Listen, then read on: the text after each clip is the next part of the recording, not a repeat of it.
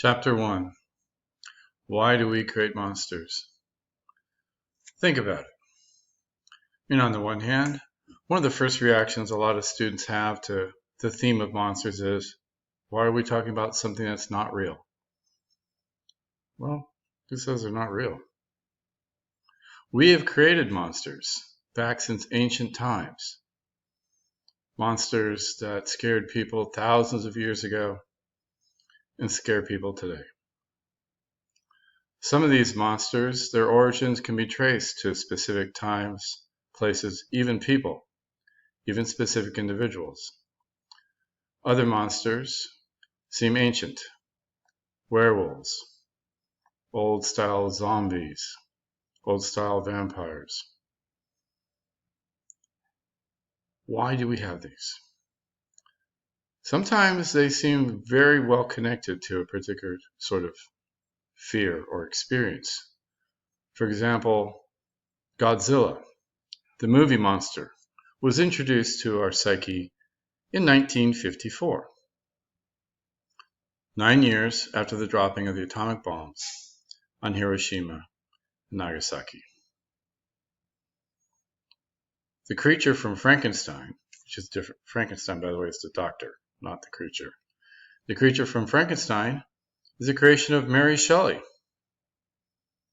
who in the early 19th century brought together a lot of different ideas that were floating around in the air and coalesced into the story that we now know of Frankenstein.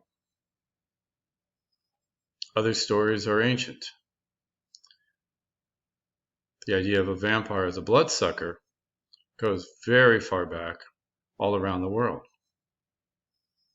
On the other hand, it got updated. First with Mary Shelley's friend, or shall we say somebody she knew at least, who wrote the story called The Vampire, Dr. John Polidori. You probably never heard his name.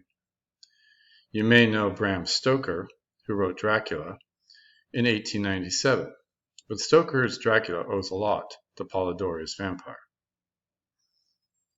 Even in our own times, with computerization and the material world triumphing over everything, we still have a need for vampires. Hence, Slender Man, a myth created for the digital age. There's all kinds of stories of monsters, new and old. They're worth examining because, after all, we created them. What kind of need are we fulfilling? What part of our psyche needs a little bit more massaging